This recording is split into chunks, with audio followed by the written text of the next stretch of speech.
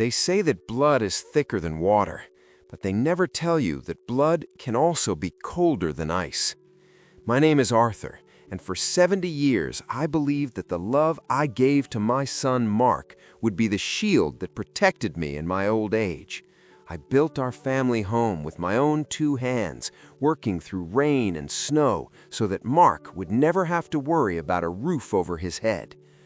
But as I sat on the edge of a thin mattress in the dark, damp corner of my own basement, I realized that the roof I built was now being used to crush me. Mark had always been ambitious, but I never knew that his ambition had no room for a father who was slowing down. It all started 6 months ago, when Jessica, his wife, decided that the upstairs master bedroom was perfect for her new home office. She didn't ask me. She just started moving my clothes into the guest room, saying, "Dad, the stairs are getting dangerous for you, and we want you to be safe." But the guest room soon became a storage space for their gym equipment, and before I knew it, Mark was pointing toward the basement door with a look in his eyes that I didn't recognize. He told me, "Dad, the house is getting crowded, and with the new baby on the way, we need the rooms upstairs. The basement is finished, and you will have your own privacy down there." I looked at him and remembered the nights I stayed up holding him when he had a fever, but I saw no memory of that in his face. He had tricked me into signing over the deed of the house while I was recovering from a heavy flu, telling me it was just a legal formality to help with the taxes. I trusted him because he was my son, but that trust was the weapon he used to rob me of my dignity. For the first few weeks, I tried to make the best of it. I cleaned the concrete floors and hung up old photos of my late wife, Sarah, but the silence of the basement was heavy. I could hear them laughing upstairs. I could hear the sound of expensive wine bottles being opened and the constant chatter of their friends who were enjoying the home I paid for. Mark would bring me a plate of leftovers once a day. Sometimes it was just cold pizza or the scraps of a dinner party I never got to see. He would stand at the top of the stairs and shout, "Dad, your food is on the step. Don't come up tonight, we are having guests," and it would be embarrassing to explain why an old man is wandering around in his pajamas. I realized then that I wasn't a father to them anymore. I was a ghost haunting my own property. Jessica even started calling me the tenant when she thought I couldn't hear her laughing with her friends about how they finally cleared out the clutter from the main floor. Little did they know that while I sat in that dark basement, I wasn't just crying, I was thinking. I was remembering the day I bought this land 50 years ago with my father. The house was just a structure, but the land was a legacy. And in his haste to steal the house, Mark had overlooked the most important document in my safe box upstairs. He thought the deed to the house gave him everything, but in this state, and especially on this historic plot, the land and the house are 2 separate legal entities. My father had set it up that way to protect us from developers, and I had never merged the titles. Mark had the house, but I still held the golden ticket to the earth it sat upon. One rainy night, while the water was seeping through the basement foundation, I found my old hidden lockbox under a loose floorboard. Inside was the original land grant and the deed to the acre of soil. I realized that if I wanted my life back, I had to stop being a victim and start being the owner I had always been. I reached for my old phone and dialed the number of my oldest friend, who also happened to be the best real estate lawyer in the county. His name was Silas, and when he heard my voice and where I was calling from, the silence on the other end of the line was louder than any scream. He told me, "Arthur, stay quiet and stay patient. If they want to treat you like a prisoner, we will make sure they end up in a cage of their own making." They say that blood is thicker than water, but they never tell you that blood can also be colder than ice. My name is Arthur, and for 70 years I believed that the love I gave to my son Mark would be the shield that protected me in my old age. I built our family home with my own 2 hands, working through rain and snow so that Mark would never have to worry about a roof over his head. But as I sat on the edge of a thin mattress in the dark, damp corner of my own basement, I realized that the roof I built was now being used to crush me. Mark had always been ambitious, but I never knew that his ambition had no room for a father who was slowing down. It all started 6 months ago when Jessica, his wife, decided that the upstairs master bedroom was perfect for her new home office. She didn't ask me. She just started moving my clothes into the guest room, saying, "Dad, the stairs are getting dangerous for you, and we want you to be safe." But the guest room soon became a storage space for their gym equipment, and before I knew it, Mark was pointing toward the basement door with a look in his eyes that I didn't recognize. He told me, "Dad, the house is getting crowded, and with the new baby on the way, we need the rooms upstairs." Silas told me that the law was on my side, but I had to be careful not to show my hand too early. He said, "Arthur, if they know you were planning something, they will find a way to silence you or move you before the papers are served." So I went back to playing the part of the broken old man, sitting in the shadows of the basement, while my son, Mark, and his wife, Jessica, lived like royalty just a few feet above my head. Every morning I would wake up to the sound of Jessica's high heels clicking across the hardwood floors that I had polished every year for 4 decades. She would laugh and talk about the new marble countertops they were going to install using the savings I had set aside for my medical bills.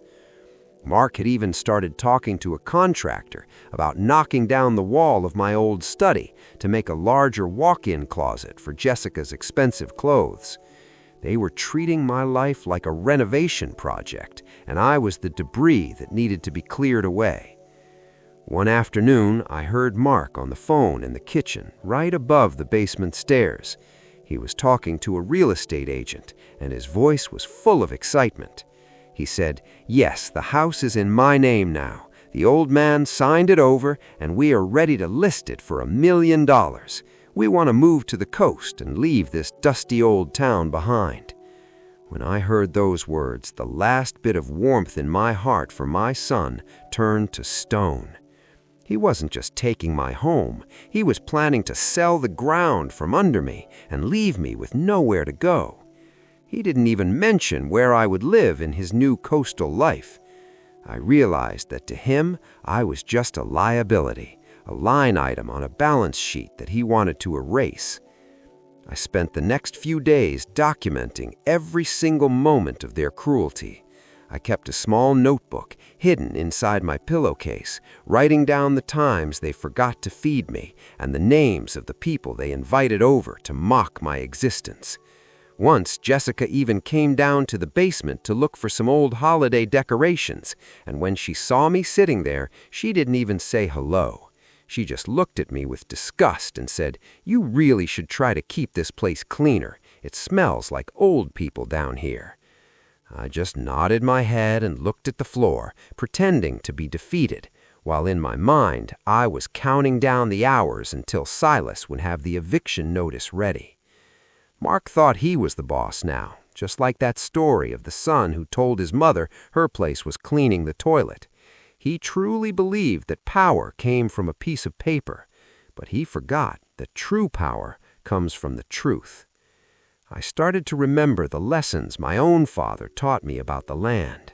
He used to say, "Arthur, people can steal your money and they can steal your house, but if you own the dirt, you own the destiny." Mark was about to learn that lesson the hard way. I finally got a message from Silas on my old phone.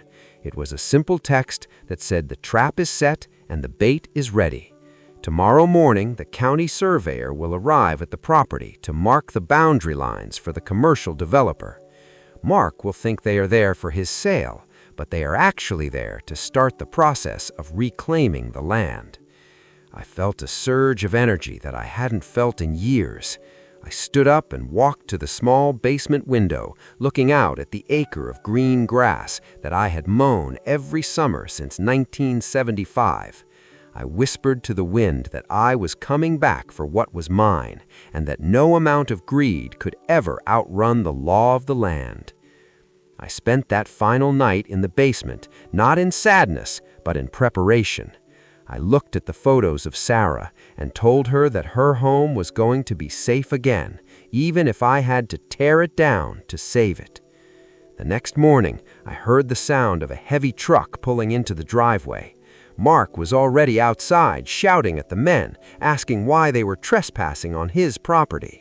Little did he know that his world was about to crumble faster than the walls he had stolen from me. I could hear the gravel crunching under the tires of the heavy equipment, and Mark's voice getting louder and more arrogant as he stepped onto the porch.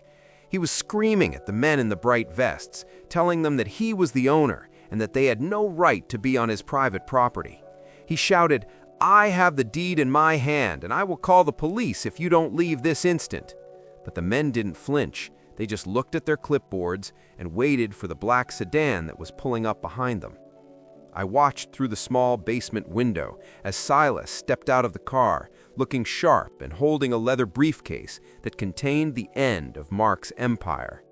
Jessica came running out of the house, her face twisted in confusion, asking Mark what was happening and why there was a bulldozer idling at the end of their driveway. Mark tried to act tough, putting his arm around her and telling her it was just a mistake by the city council. But Silas walked straight up to them and didn't even offer a handshake. He simply opened his folder and pulled out a map that was older than Mark himself. He said, "Mark, I understand you have a deed for the structure known as House Number 42, but I am here on behalf of Arthur, the owner of the dirt beneath your feet." Mark started laughing, that high-pitched, nervous laugh he always had when he was lying or scared. He said, "Silas, you've gone crazy. My dad signed the house over to me. It's all one property, everyone knows that." But Silas pointed to the red line on the map and said, "Actually, Mark, in 1958, this land was divided into a subsurface title and a surface structure title. Your father never merged them, and when he signed your papers, he only transferred the rights to the wood, the brick, and the glass. You own a house, but you have no legal right to park it on this land without a lease agreement. And as of 8 a.m. this morning, your father has terminated your right to occupy this soil." Mark's face went from pale to a deep shade of purple as he grabbed the papers from Silas's hand, his eyes scanning the legal jargon, while Jessica started crying, saying that they had already spent $30,000 on the new kitchen, and they couldn't just leave. Mark screamed, "This is a trick! The old man is in the basement! He's senile! He can't make these decisions!" But right then, I decided it was time to leave the shadows. I walked up the basement stairs and pushed open the heavy wooden door, stepping out into the sunlight for the first time in weeks. I stood on the porch and looked my son in the eye, and the silence was so heavy you could hear the wind in the trees. I said, "Mark, you told me that this was your house now, and you were right. It is your house. So I want you to take it and move it off my land by noon tomorrow." The developer standing next to Silas stepped forward and handed Mark a business card, saying, "We have a contract to build a parking lot here, and we start digging at sunrise. If your house is still sitting on our site, we will consider it abandoned property and demolish it with the rest of the debris." Jessica fell into a chair on the porch, the same chair where Sarah used to sit and read her books, and she began to sob hysterically, realizing that their dream of moving to the coast was turning into a nightmare of lawsuits and homelessness. Mark looked at me with pure hatred, but I felt nothing but a calm peace. I had given him everything a father could give, and he had repaid me with a basement and a cold blanket. Now the law was giving him exactly what he deserved, a house with no foundation and a future with no home. I turned around and walked back into my house, which was now technically his house, but I knew I wouldn't be staying there much longer. I had a suite waiting for me at the best hotel in town, paid for by the down payment from the developer who was buying the land. Mark had tried to bury me in the basement, but he forgot that I was the one who planted the seeds in this ground, and now it was time for the harvest. Mark scrambled to his feet as the reality of the situation began to sink into his greedy mind. He grabbed the stack of papers from Silas and ran to his car, yelling at Jessica to stay put and not let anyone touch the house. He drove like a madman to the city records office, hoping to find a loophole or a mistake in the documents. But every clerk he spoke to and every digital file he opened told the same story. The land was a separate entity owned by Arthur, and the house was merely a temporary structure sitting on top of it. He even went to see a high-priced lawyer in the city, spending the last of his cash on an emergency consultation. But the lawyer just sighed and pushed the papers back across the desk, saying, "Mark, your father was smart. He kept the roots while he gave you the branches. You can keep the branches, but you have no right to the soil. And in this state, land rights are absolute. Unless you can pay your father $5 million for the acre today, you are essentially a trespasser in a building you happen to own." Mark felt the world spinning as he realized that the luxurious life he had planned was disappearing like smoke.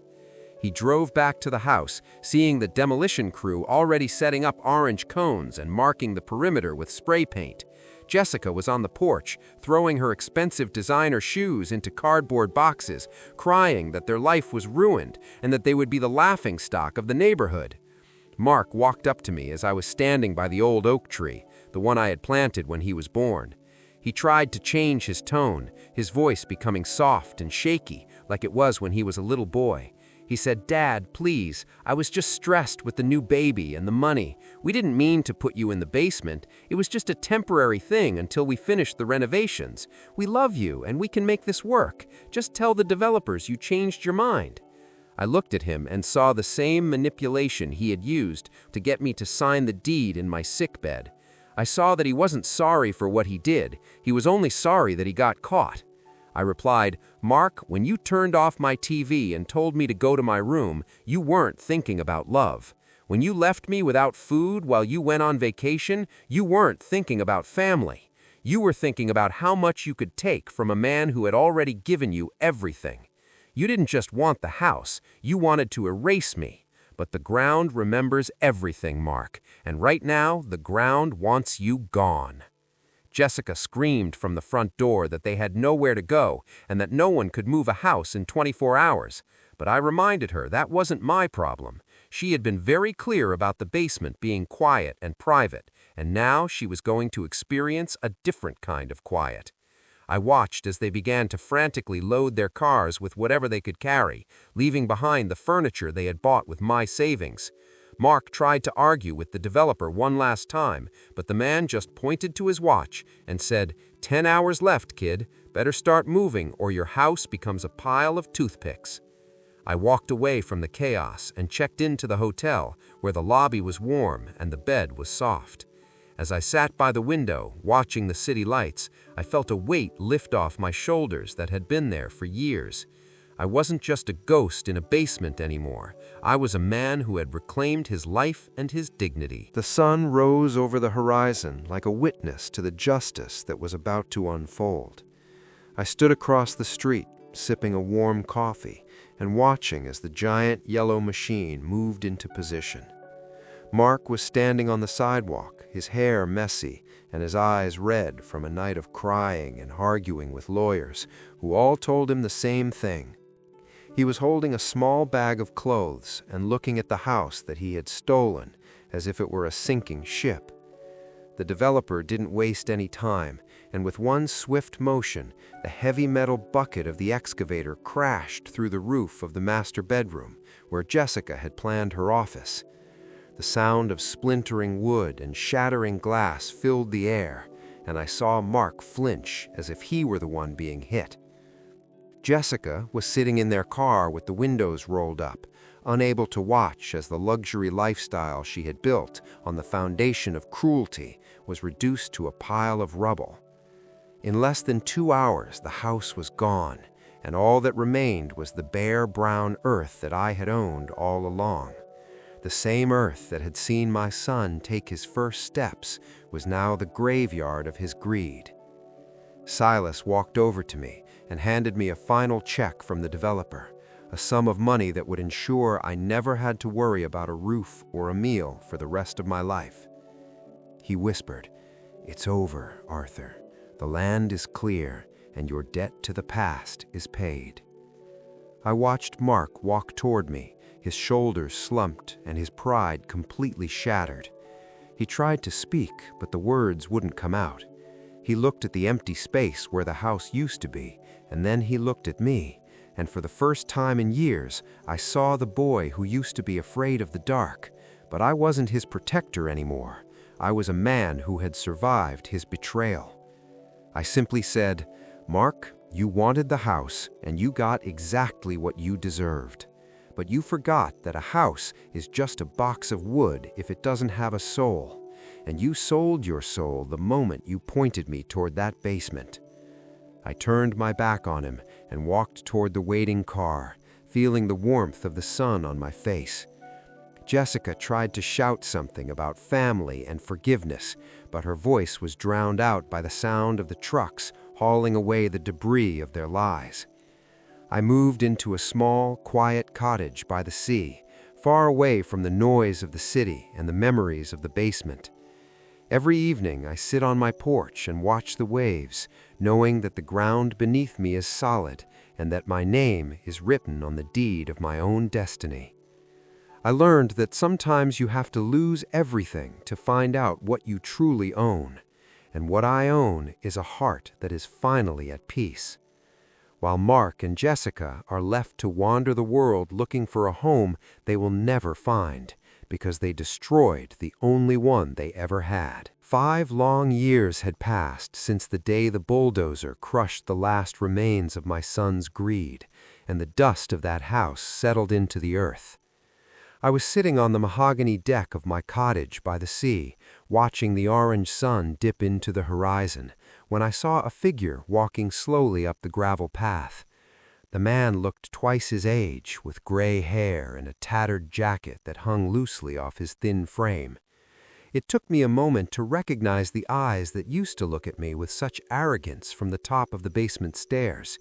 It was Mark. He didn't have his luxury car or his expensive suits anymore, and he certainly didn't have Jessica by his side. I heard later that she had left him the moment the money ran out, claiming she never signed up for a life of struggle. Mark stood at the edge of my garden, looking at the beautiful home I had built for myself, a home where every room was filled with light and every door remained unlocked. He didn't say a word for a long time. He just stood there, trembling as the cold sea breeze bit through his thin coat. I finally stood up and walked to the railing of the deck, and for the first time in 5 years, our eyes met. There was no anger in my heart anymore, only a profound sense of pity. Mark cleared his throat, and his voice was a broken whisper. "Dad, I have spent 1,800 days thinking about what I did to you. I have slept in shelters, and I have worked 3 jobs just to afford a small room that is even smaller than that basement you lived in. I thought I was the boss, but the world taught me that I was nothing without the man who raised me. I am not here to ask for money or for a place to stay. I am just here to tell you that I finally understand what it feels like to be a ghost in your own life." I looked at him and remembered the little boy who used to be afraid of the dark, and for a second I wanted to reach out, but then I remembered the cold concrete floor and the way he turned off the TV while I was sitting there. I realized that forgiveness is a gift you give yourself, but trust is a bridge that once burned can never be rebuilt. I told him, "Mark, you are my son, and I will always wish you well. But the bridge to this house was destroyed by your own hands 5 years ago. You learned that the land is stronger than the house, and now you must learn that character is stronger than currency." I reached into my pocket and pulled out a small envelope containing enough money for him to get a decent apartment and a fresh start in another city. I handed it to him and said, "Take this as a final gift from the father you tried to erase, but do not come back to this shore again, because the man who lived in your basement is dead, and the man standing here now belongs to the sea." Mark took the envelope with shaking hands, and hot tears ran down his face as he turned around and walked back down the path, disappearing into the shadows of the evening. I sat back down in my chair and listened to the rhythmic sound of the waves, realizing that true peace isn't just about having a big house or a lot of land. It's about being able to look at your own reflection and knowing that you never traded your soul for a temporary throne. The basement was a dark chapter, but it led me to the brightest light I have ever known. And as the moon rose over the water, I finally closed my eyes and let the past wash away with the tide, leaving nothing but the solid ground beneath me.